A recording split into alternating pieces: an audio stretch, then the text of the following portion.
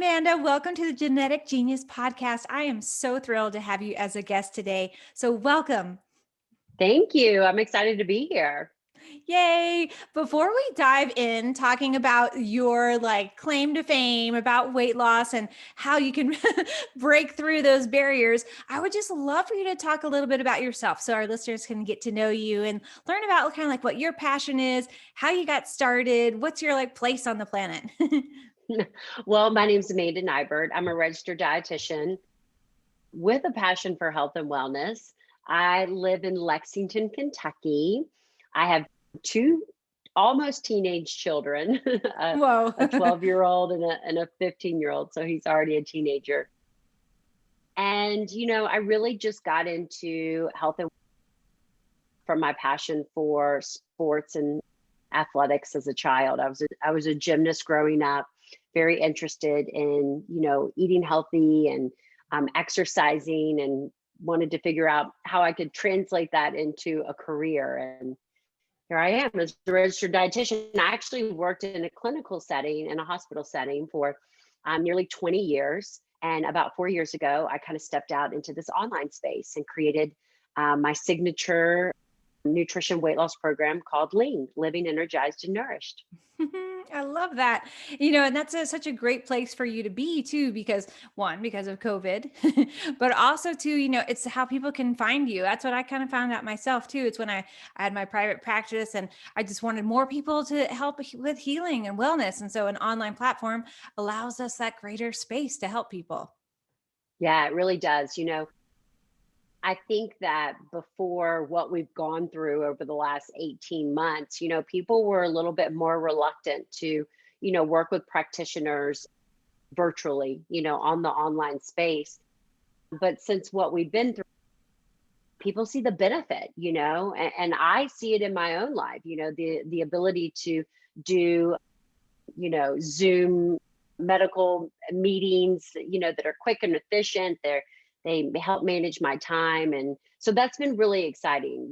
It was a tough, past 18 months, but I was lucky enough to be in a place where I could still service my clients. I could still help people be the best that they could be, without having that brick and mortar. Right. Yeah. So key. And I think it's created a lot more freedom for people too. And like you said, it's like they're learning like, oh yeah, this is a really easy platform. I can work on my wellness and I can be in my pajamas. Absolutely. Yes. That's always a good thing. Right. Totally. Okay, great. So let's kind of dive into the weight loss discussion. And let's talk about mindset first, because I know that's a huge component of not only where we are now. I think that's also one of the major roadblocks. And I love for you to talk about kind of that piece, like that fail or that don't quote unquote succeed when it comes to weight loss. And how can listeners kind of break through that mindset if they're in that place or feeling like they're really stuck, or they're think that they've failed, quote unquote failed. Yeah. I mean, I think mindset is really kind of key to long-term success. And, it, as a young dietitian, I felt like it was all about being compliant and following the rules and doing what you were told. But as I began to see clients, over decades at a time, I realized at the end of the day, it's really that all or nothing mindset that was causing so many people to fail. That the people think I have to be perfect to be successful. And if I'm not perfect, then I'm not going to see the results that I expect to see. So why do anything? Mm. And so, one of the biggest things that I work with regards to my clients, breaking that mindset shift, recognizing that you don't have to be perfect to be successful, looking at everything in terms of balance and moderation. And here's the thing, I mean, in your practice, we've decided to teach, nutrition in absolutes. And we started that way in 1977 with the first food guide pyramid. We said at that moment with the first set of nutritional guidelines, this is bad and this is good. Right. Whereas No in prior between. to that, yeah, prior to that time, nothing was bad and good. It was like, oh, you eat this in moderation and you eat more of this. So it started with the fear of fat. Mm, So the low fat, low calorie, food guide pyramid, which did nothing for our health. It only right. increased obesity.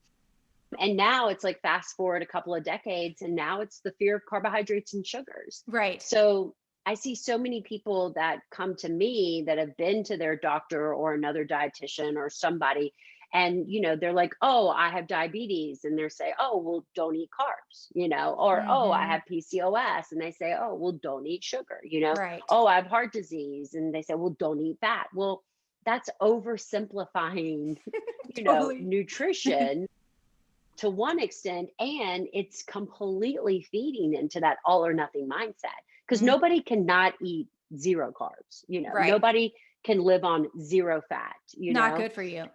Yeah, I mean, it's not good for you, and eventually you're gonna cave. And I think when we create restriction and Mm, absolutes around food choices, it just leads to unhealthy eating patterns in the long run, binging, and you right. know again, just kind of doing nothing.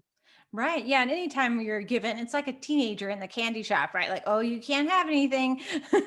So it's like, we can restrict ourselves maybe for like a short amount of time. We're like, okay, I can do this. But then once that's extended over a long period, it's like, well, I can't do this. This is not any fun. I was a vegetarian and I loved being a vegetarian. I was vegetarian for 13 years and it was my own personal choice, but I found myself being so restrictive. Like I would, just more, and I was actually vegan. I was just like, I would just restrict it, go out to eat or traveling.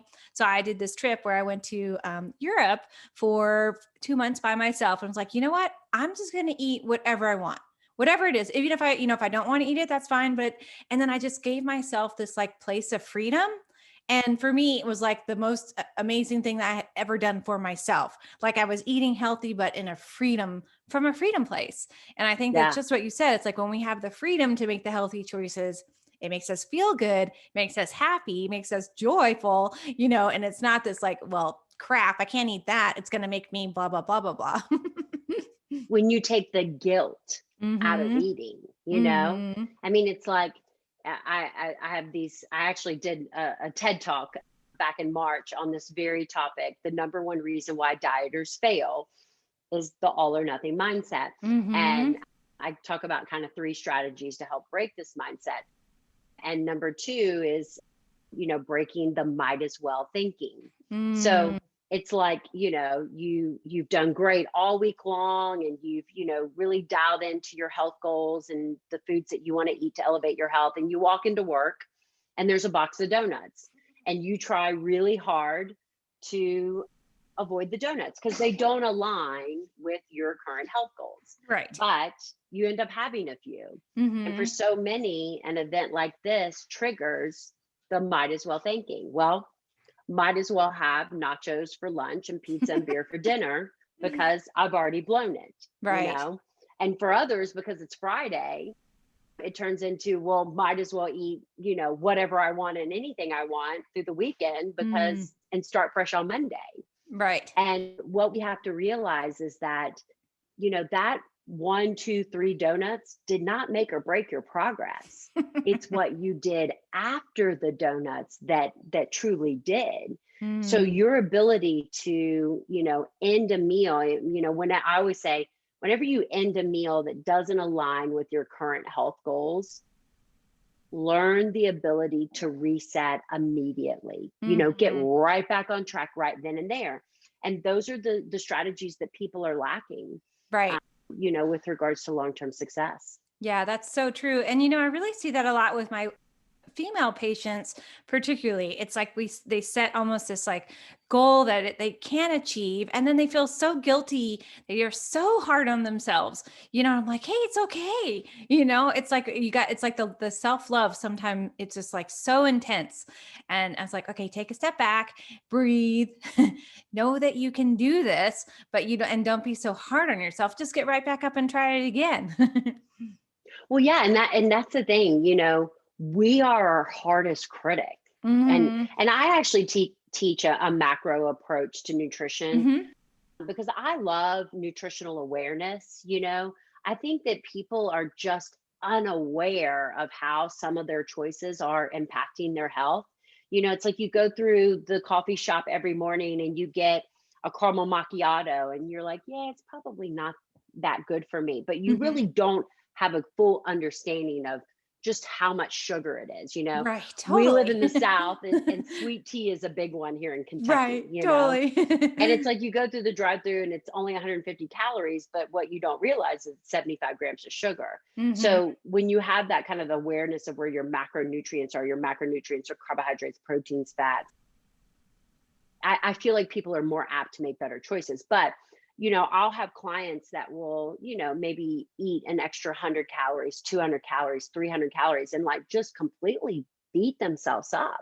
And I'm Right. like, that's not that, I mean, this is just life. You're not Yeah. going to be perfect every day. And No. an extra 100 calories is, again, not going to make or break your success. Like, stop being so hard on yourself. Yeah.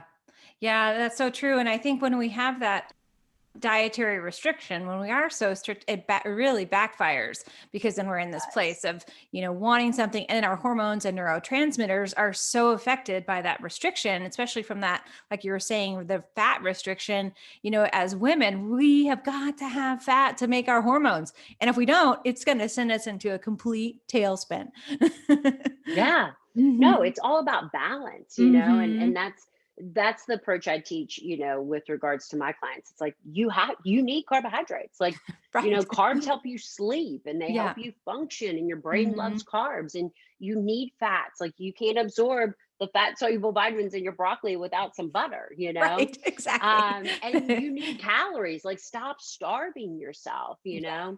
and I think that mindset of like less is more is just Hmm. really, you know, kind of crushed us. And Yeah. people don't, they again, they're looking for quick fixes, Right.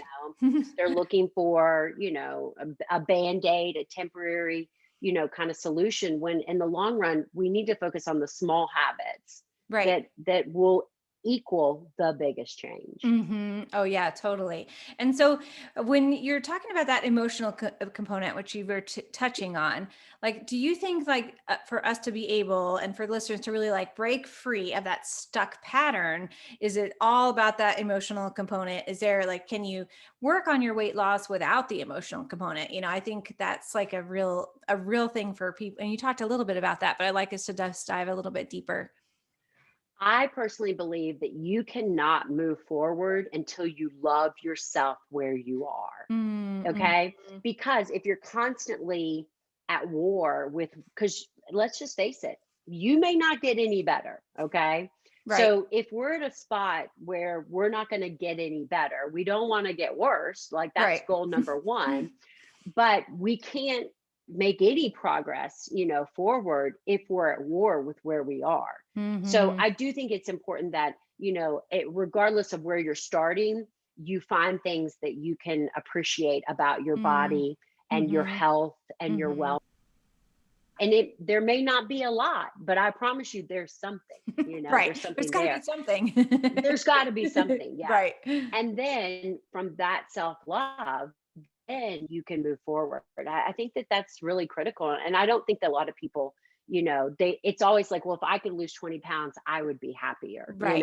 I could love If I myself could, if only I did that. yes, if I could fit into that dress, I would be happier. And, Right. and I worked with bariatric clients, Mm-hmm. so surgical weight loss where they would lose 150, 200 pounds. And, Right. and they had to have psych evals so that we could Yeah. just affirm to them that losing 150 pounds does not make you happy. No.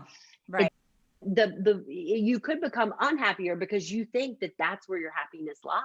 Yeah. You've got to recognize there's a lot more to what you're dealing with and the emotions that you're carrying than your excess weight. Yeah. Oh, so key. I love that. And it's such an important component, I think, that's missing from a lot of weight loss programs, is that emotional component, that it's like deeper, and I've heard some theories that, when it comes to weight loss and abuse, is that it's like we create this, comfort zone, this safety around us and the cells and of our body to protect us from the outside environment. And then when that starts to shed, just we think we're going to be happy, but then we're out of that safe zone, and then we become afraid. Oh, absolutely. Mhm. Yes. I've heard that too, for sure. Yeah. And so do you think it's a good idea if, say, someone is going to be starting a weight loss program, whether that's yours or a different one, say that they have that counseling component or some type of mindset, or they're speaking to someone about, maybe some habits they have with food or their past eating disorders or their relationships with food? Yeah, I mean, absolutely. I think that, anytime here's my thought process in terms of like when you're at a point where you're going to invest in a weight loss program, I mean, because Right. that's there's a point, Right. You're whether like, it's a okay, rock let's go. bottom. Yes, exactly. You're at that point. My goal is that you look at this new journey, this, journey forward hmm as, again, it is about the small, changes that you're going to make that make the biggest impact in the long run.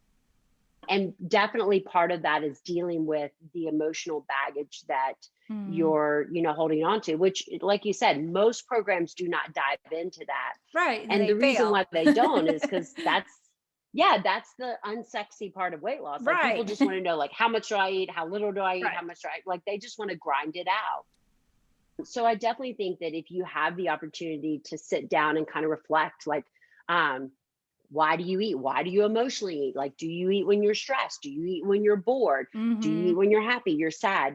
Being able to, really identify things that trigger you to make poor food choices or just food choices in general can be very, very helpful in the long run, for sure. hmm Yeah. And what about, we're all brought up in a different way of how we eat and what we're taught to eat. How does that really, like, what impact is that having on the food choices that people are making, like today in our current environment? Because, when you go to the store, there's so much packaged stuff all around us.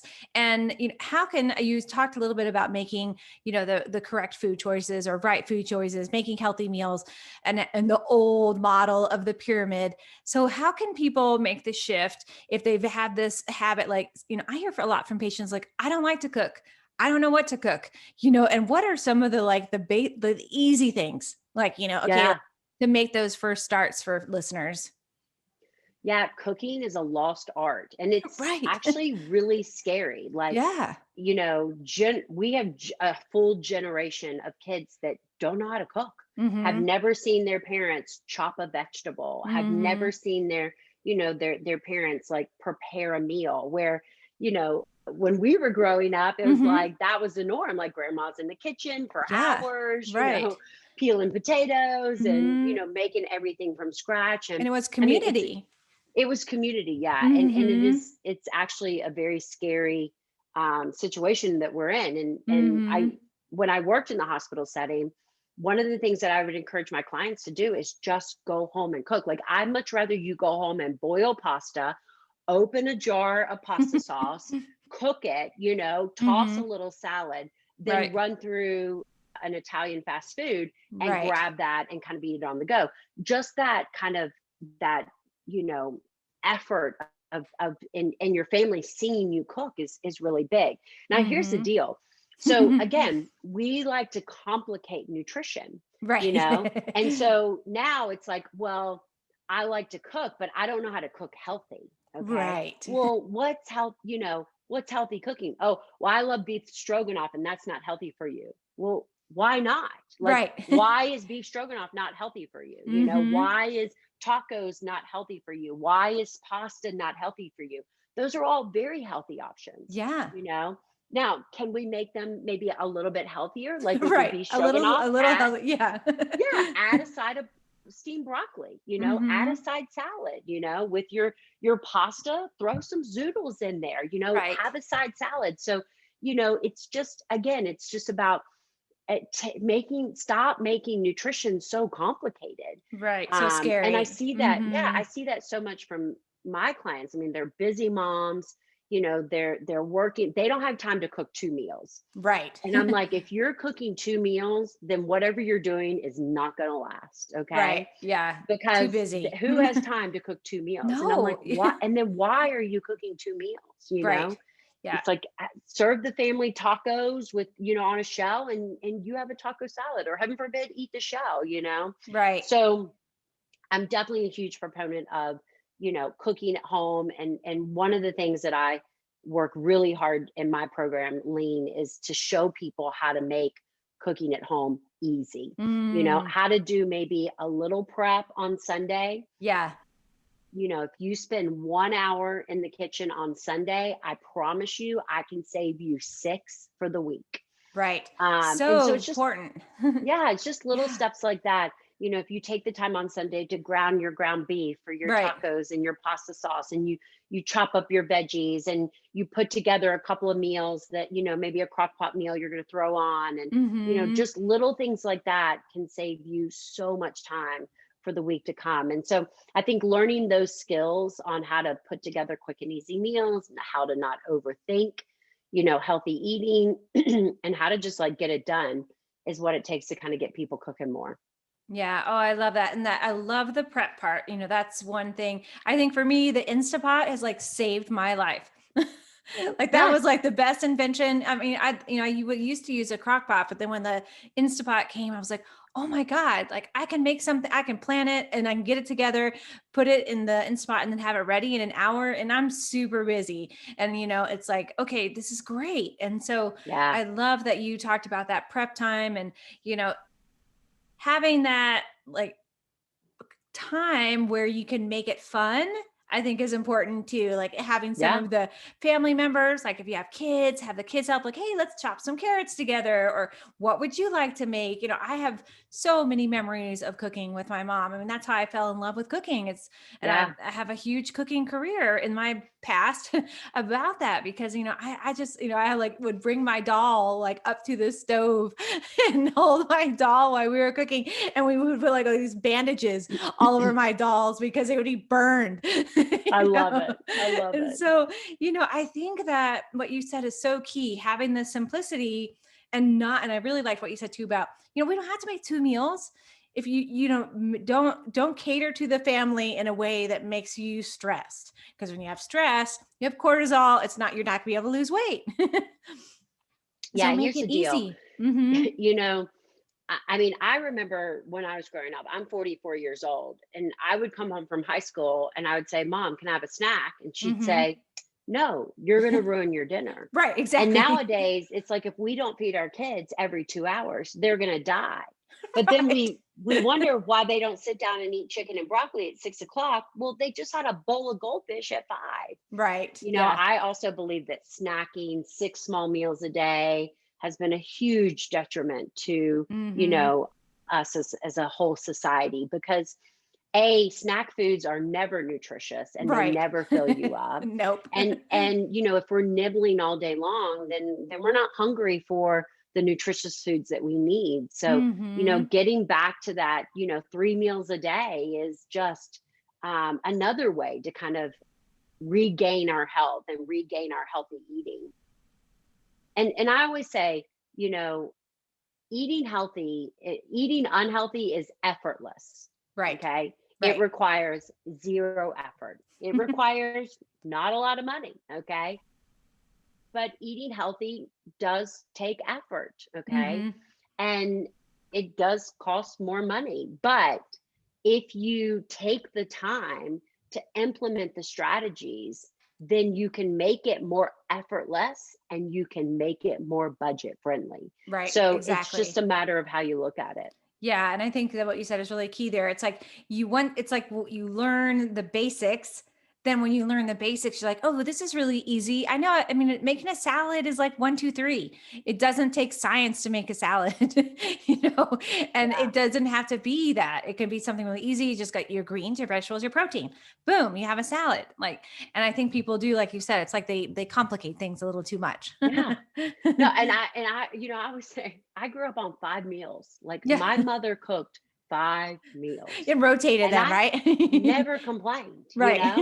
So I'm always, people are like, I get bored, I get bored. Well, we never get bored with hamburgers and French fries. Right, totally. So I always tell, my clients, I'm like, listen, you need 10 family friendly meals. If you Mhm. have 10 family friendly meals, I promise you that's all the variety you need, Right, you know? exactly. Because you And can it's mix like, them up. right, write down the 10 meals, go back Mhm. and forth with them. I also try to teach my clients, like, So for Right. example, maybe every Wednesday is breakfast for dinner, Yeah. Right. Waffles or one whatever. yeah, one Wednesday it's, bacon and eggs and biscuits. One Wednesday it's a frittata. One Hmm. Wednesday it's a quiche. Yeah. So it's like you have this kind of theme, same, it's like Taco Tuesday. Well, Right. maybe That's what we one have at my Tuesday you house. do tacos, one Tuesday you do enchiladas, one Tuesday you do quesadillas. So it's Yeah. again, it's not like, I mean, the difference between a taco and an enchilada It's are nothing. insignificant. Right. Yeah. It's like a wrap. The difference Right. between an enchilada and a quesadilla, again, they're not that much different. So it's not Right. like it takes a lot of different skill to make these, but they seem different, and it Right. feels like you have that variety. Yeah. And if you just stick to those tried and true, it's like, Mm. and then I will also challenge, I'm like, and if you want variety, try one new recipe a week, you Right. know? Yeah. And it could be like Exactly. Freaky Friday, Right. every Friday we're gonna try a freaky new recipe. And in my house, it's like, okay, was it good? Are we eating peanut butter and Does it make the jelly? You cut? know? Yeah, did it make the cut? Are we gonna add this to the rotation, my 10 meals, or are we gonna eat peanut butter and jelly tonight, And it makes it fun to try something Right. new. So Yeah. those are all Yeah. tips to just kind of, again, eating at home effortless. That's great, Amanda. I really like that. And what, as we're talking about making the family meal component, which I think is really important for weight loss and for health, what are your tips for like sitting down and having dinner? Because I think that's also been kind of like lost along the way. And it's so important to our digestion and for having that, like meeting that kind of whatever that goal is with weight loss, is having that time for your body to actually digest and go through all the process. What are some of your tips there?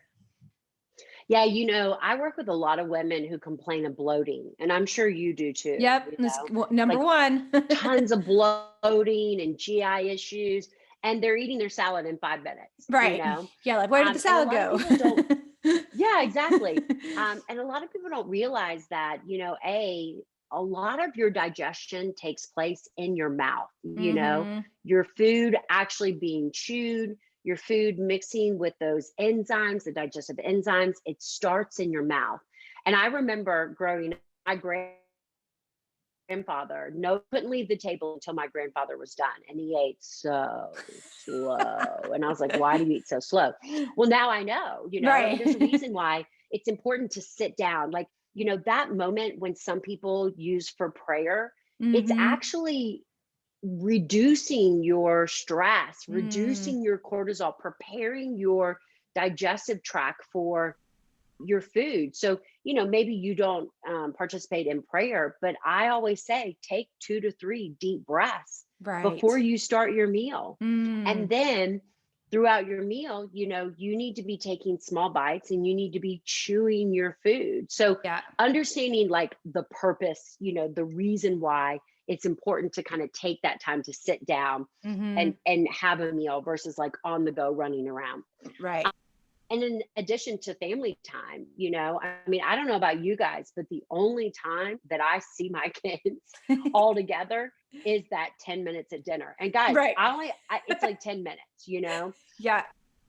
it's like, you don't have to make it this drawn out thing, Right. but your ability to get your family at a table, at a bar, your breakfast bar, whatever, and Hmm. just sit, for 10 minutes, talk about your day. It creates community. Hmm.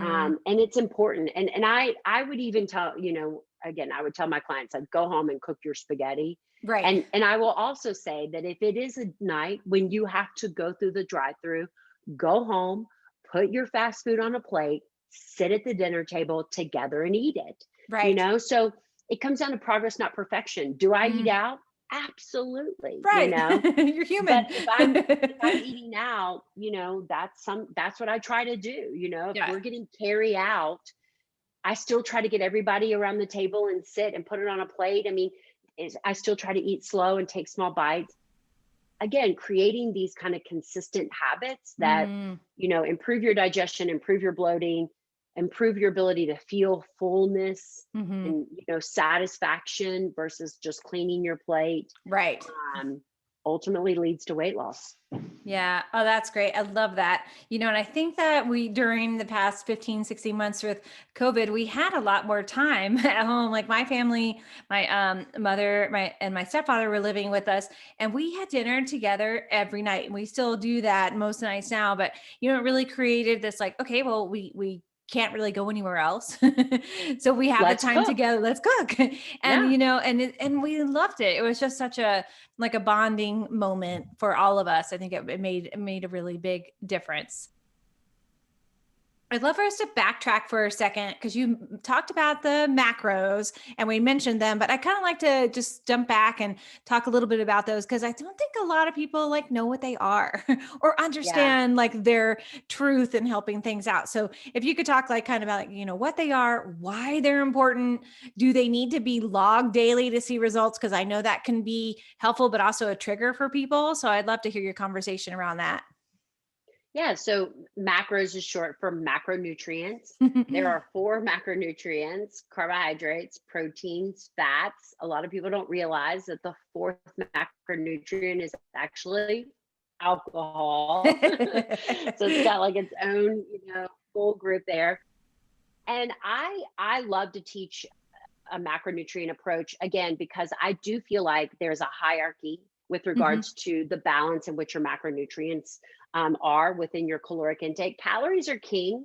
Mm. In order to lose weight, you have to be in a caloric deficit. But, you know, 2,000 calories of sugar is a lot different than 2,000 calories of butter. And how it, plays, it interacts in your body is differently. So I like to teach those concepts to, my clients. I think the most important macronutrient for weight loss is protein. Mm, mhm. Protein is the one macronutrient that we do not have adequate stores of in the body. Yeah. It must be consumed on a daily basis. And here's the deal with protein is the most polarizing macronutrient. Yep. We have a lot to say with where you get your protein. Okay. Some Exactly. people want you to get it from plants, and some people want you to get it from animals. And I kind of have my own opinion of what that looks like, but at the end of the day, Mhm. it doesn't matter. We all need protein, Right, we have to have protein. we have to have protein. And from my experience working with thousands of people in weight loss, it's the one macronutrient we're not getting adequate amounts of. Mhm. Yeah, So that's so key. that's kind of, always the macronutrient that I focus on the most with my clients. Mhm. Second, I focus on caloric management. I Mhm. feel like if you can optimize your protein, and here's a couple of other things to mention about protein. You can't absorb, all your protein at once. So protein No. optimization is very important. So Mhm. it's important to space out your protein throughout the day. Right. And that kind of goes back to kind of, 3 meals a day. And, I actually participate in time restricted eating, intermittent fasting. I try to eat within an 8 to 10 hour eating window. I'm not a fan of fasting beyond that for this very reason. And there's not just like one number. Some people say, oh, you can't absorb more than 30 grams of protein in one sitting. Well, that's not true. It really has to Mhm. do with what your protein need is. Right.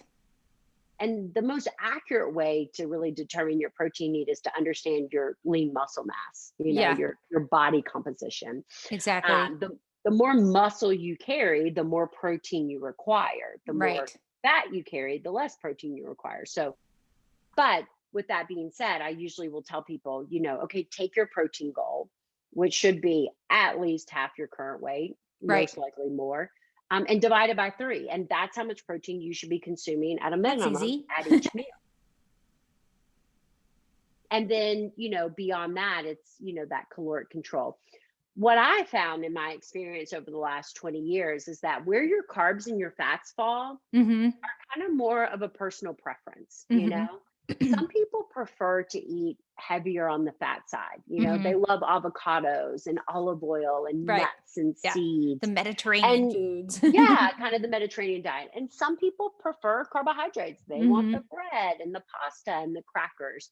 And at the end of the day, if you optimize your protein, you determine your caloric deficit, and you keep your carbs and fats within those two parameters, Mhm. you're good, you Right. know? So that's really the simplified approach that I take to macro management, Mm-hmm.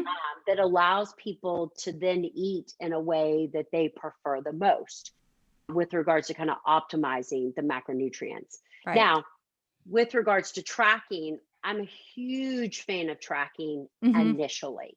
Yeah. Okay. Like in the very beginning Because stages. exactly, Yeah. because it creates nutritional. I mean, how do you know if you're getting Right. 40 grams of protein at each meal if you're not doing some sort of tracking? Yeah. So I say it gives you nutritional awareness, Mm-hmm. measuring, weighing your food. If you know you need 5 ounces of animal protein 3 times a day and you weigh 5 ounces 5, 10 times, you're going to know exactly what 5 ounces Yep. looks like. Yeah, So then totally. you don't have to weigh it for the rest of your life. So I'm a huge fan of tracking initially, again, just to create that awareness, but it is unsustainable in the long run. Right. It gets Um, boring and tedious. yeah, yeah, Mm, it's not necessary. yeah. The goal is, again, number one of my breaking the all or nothing mindset tip was learning the 80/20 approach. You know, living your life 80% of the time in a routine and a habit that creates your health and wealth. Okay. Mm-hmm. Yeah. And then the other 20% of time is a free for all. It is whatever it is. It is Yeah. tequila, it is pizza, it is ice cream, it is whatever you want it to be, Right. but it's 20%. Yeah. And then the 80% is the structure, the habits, the consistency, Mm-hmm. and those things should feel eventually effortless. Yeah, right. Totally. And do you have a particular system that you like to use that you can recommend to listeners? Like, is there an app that you like, or, something for tracking? Cause I think almost like a hang up for people. Like, oh, I don't know how to use it. Or sometimes if they have a electronic, they're not as great with electronic things or devices. Like if someone says, oh, use this app, I don't know what to do. So, I mean, I will just say, in my lean program, we have a Mm-hmm. tracker and my app, and we really kind of walk you through how to do that. My favorite database beyond what I provide to my clients is Nutrition IX. Mm-hmm. So you pronounce it Nutrition X. Mm-hmm. But it's actually a database run by dietitians. Mm. It's very up to date. My biggest complaint with the most popular one, MyFitnessPal, is the database is it's It's just bad. Yeah. yeah, Yeah. because they allow users to contribute to the database. So it's Right. not clean and you get a lot of misinformation. Right. I So don't like that's that what I one. love about Nutrition IX is that the Mm-hmm. database is super clean. Now, I will say I do not like how they set up their macros. And here's the thing is what you guys have to realize is that these apps, they make their money off of you using them. Right. Okay. So when you set up your goals, they're going to significantly underestimate your caloric needs so that you see immediate results, Right. Success. because we live in that, instant gratification. Like if we're not losing 10 pounds a week, it ain't working. Right. And so I think pretty much every tracker that I've seen across the board underestimates your caloric needs. And that is the worst thing that you can do is Mm. to start your journey in too far of a caloric restriction Right. because it wrecks your thyroid, it Yep. wrecks your cortisol levels, it wrecks your metabolism, it wrecks your muscle. I Yeah. mean, undereating is kind of one of the worst things that you can do. So it's always funny because people will join my program and their starting calories will be 1,800 calories, 2,000 calories, 2,200 calories. And they're like, I'm never going to lose weight. And I'm like, yeah, you are. Yes, you will. Yes, you are. And if you don't, and we're at 2,000 calories, guess what? I can take you to 18. Right. Right. But if you start at 1,200 calories and you don't lose weight, I We're in can't trouble. take you to 11. No. Right. You have Yeah, nowhere to go. there's nowhere to go. Right.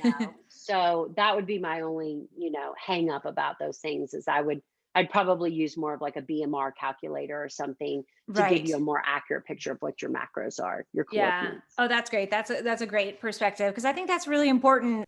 for listeners to hear and to know the difference between, counting macros, knowing what the differences are, counting calories. And let's just talk about water a little bit, because I think that's a really important foundation.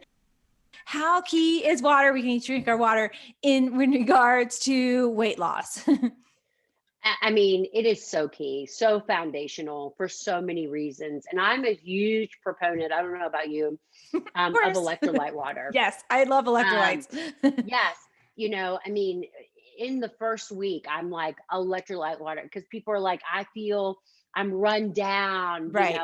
I feel like my blood sugar's dropping, I have no energy. And I mean, Hmm. obviously there's a lot of things that impact that, but a lot of Right. times it's just your sodium, potassium, and magnesium, Yeah, and they're you know? detoxing and they need help. Their cells are like, what's Yes. happening to me? Exactly. So I'm a huge fan. I mean, I think water is key. I think that if you go to your doctor and they tell you to drink 64 ounces of water, 80 ounces of water, 100 ounces of water, and they don't mention electrolytes, they are setting you up to feel worse. Exactly. All It's so right. true. Yeah, because you're not Yeah. absorbing them. And then you're just Yes. using the bathroom all the time and peeing everything out that if you're taking a supplement or any good foods are just going right out the door. Exactly. So, I hear that all the time. Oh, I drank a ton of water and I felt horrible. Well, yeah, because you're drinking plain water. So, Right. again, kind of another plug for electrolytes. I love the Ultima. I love the Noon tabs. Yep. There's tons of like things out there right now that you can kind of Right. add to your Low water. sugar is key, right? Yeah. Don't Definitely. don't get an electrolyte that's like all sugar. Not going to be Yes. helpful. Not a fan of those liquid IVs. No. No. Yeah. Yeah. Yeah. So watch that for sure. All of mine are sugar free. That's for Yeah. sure. So, and I think water is a trickle effect, and I'm always looking for habits that my clients can incorporate that don't cost them anything, you Right. know, that should be easy. I know a lot of people are like, it's so hard to drink water, but at Yeah. the end of the day, it's not that hard. It's It'll hard to make you be feel better. it's not hard to, drink water. Right. But it's like, okay, so if you drink water, guess what?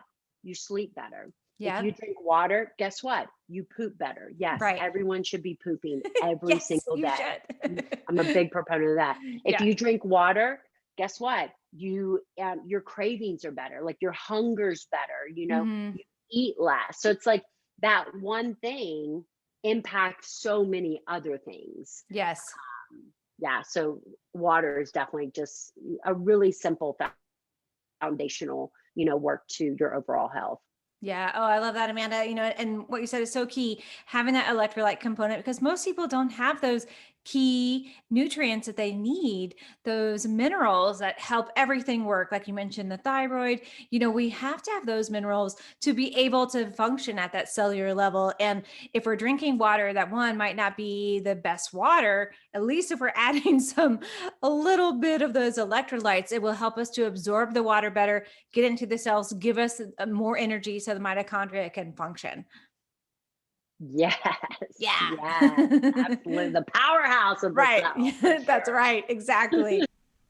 Okay, so as we're wrapping things up today, there's one kind of like last piece I'd love for you to talk about is the trigger factor when it comes to losing weight. We kind of touched on it with the emotional piece, but if someone is triggered, let's say they've tried lots of different weight loss programs in the past, and this is really like very common, right? Most people, like if they're trying to lose weight, they've tried and they failed, like we mentioned.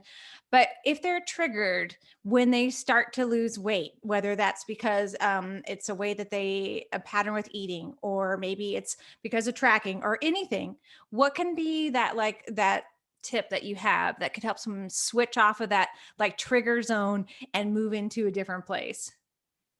I think it's a matter of what your goal is. Okay. Mm. And I always say in January, do not make your goal about weight loss. Okay. If Right. your goal is weight loss, you're going to fail. Yeah. Okay.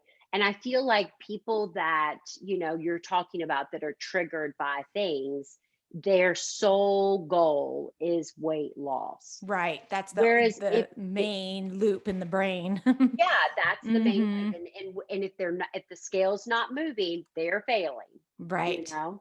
And so now they're a failure, and it's that, vicious cycle, because of this one metric that they're using. So if you find yourself constantly being triggered like that, you can't make your goal weight loss. Your goal Mm, has to be about instilling healthy habits. So right. I always say in January, if you make it your goal to drink more water and more Hmm. electrolyte water every day, if you make it your goal to take more steps every day, if you make it your goal to eat more vegetables every day, if you make it your goal to, cook more at home every day, and you follow through with that, at the end of 12 months, you will have lost weight. Right. That will have been the side effect. It's Yeah. not your goal, because your goal was to create healthier habits, Hmm. um, to support, to love yourself. Like, you're doing this not for weight loss, you're doing Right. this for the love of your health and your body and your mind and your soul. So I think it simply comes down to taking weight loss out of the equation. Yeah. Oh, that's great. I love that. And it's so true because we're triggered by all kinds of different words. And I think that is really important what you said too about, setting the health goal that is achievable, and drinking water, exercising, having that foundation for those easy goals that, but in the long run, like you said, have amazing results downstream. Yeah.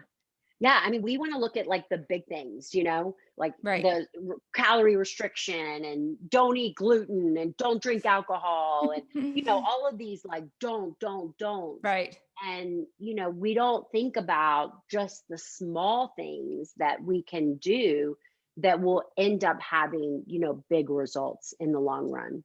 Right. Yeah. I think my next book is going to be like things you want to do, like, because when we're given all these don'ts, it's like so, Don't. yeah, it's just like you said, don't eat this, don't eat that. And it's just so, it just isn't helpful for people in the Five health things to world. add Right. to Yeah. lose weight. Yeah, exactly. Things to add into for your health. Exactly. The And plus, that all big goes plus back sign. to what you were saying in the beginning. It's all about that mindset shift. Hmm. Yeah. I mean, Right. again, when it's like you look at the glass half full, you look at the glass half empty, and it's not until you're able to, make that mindset shift that, you really start to create those breakthroughs. Yeah, so key. And one last question as we're wrapping up, and then we'll hear all the ways people can connect with you. If you had this unlimited budget, what would you do with the money to make the hugest impact on the planet right now? Oh my gosh. That is, I would make, healthy, whole food, unprocessed, no chemicals, no crap, just unbelievably widely available across the board, Yeah. I- I feel like I know when I make healthy food, it just tastes so good. And Mm, it's amazing, yeah. And I think people struggle with eating healthy because they've been told to steam their broccoli and don't add salt and butter. And it Right. tastes like crap, So Right. Tastes if like I had all cardboard. the money in the world, then I would cook whole, healthy food and just serve it to the masses and show Mm. them. I love that. And that's easy. Yeah, I totally give you all that money. Ding. You got Yes, it. Yeah. I'd help the farmers, I'd help the culinary people, I'd help the Yeah. bees, get healthy. So Yeah. Oh, that's great. And I think that component of having that healthy food and just like you mentioned, the culinary piece, I think that's the piece that we're starting to realize is so important. And we need to give people more availability to how to cook. We're like when someone goes to the food shelter, they're like, okay, here's your food. Well, what do I do now? what do I do with it? What do I do with Yeah, it? So I think we're missing that like middle piece, or maybe even the ability for them to have a kitchen, what communication where they can, make the food that's healthy. Because if they have the right. food, or do they have, if they're homeless, do they have a place to even cook the food? So there's a lot of variables missing there. We'll So work on that's why I was going to take it. that all. I was going to take that all out of the equation. I was just going to cook it for Oh, love it. I love that. Okay, them. you're hired. Yeah. Okay, Amanda, how can people find you, and tell us about like your amazing TED Talk, and then also about your program, how people can sign up, where can they like follow you, all that good stuff. So I am super active on Instagram, social media. I, live in my stories, live my life the way I hope you guys live your life. So by example. So follow me there, Amanda Nighbert RD. And I just presented on the TEDx stage out in Arizona in March. Yay. My video is on YouTube. You can find it. And it's a really powerful 10-minute message. If you're struggling with the start and stop, if you're always looking for a new diet, you're always, finding yourself gaining and losing the same 10, 20 pounds, this message is for you. Mm, And it really leaves you with some strategies to kind of help you work to kind of break that all or nothing mindset. And then I run my signature program is Lean, Living Energized and Nourished. I like to call it like an entry nutrition weight loss wellness program where I teach you foundational work with regards to mm, nutrition, simplify nutrition, right. give you tons of recipe, daily support and accountability to help you make these small shifts in your lifestyle so that you lose the weight, but more importantly, you keep it off forever. Like that's the Yeah. key. I always Mhm. say losing the weight's the easy part, keeping it off is the hard part. Right. So Totally. you You're got to so, make sure so that right. whatever way you lose it, it has to feel sustainable. Because if it doesn't, it's probably temporary. Right. Yeah. And then it just bounces right back. Boom. Yeah, that's Yeah. right. Yeah. Oh, that's great, Amanda. Okay. I'll put all that in the show notes so all our listeners will be able to find you easily and follow you. Your Instagram is so fun. So, everybody listening, make sure you go to Amanda's Instagram because she really has a great time with it. And thanks again for coming on the Genetic Genius podcast today. I loved having you as a guest. Thank you so much.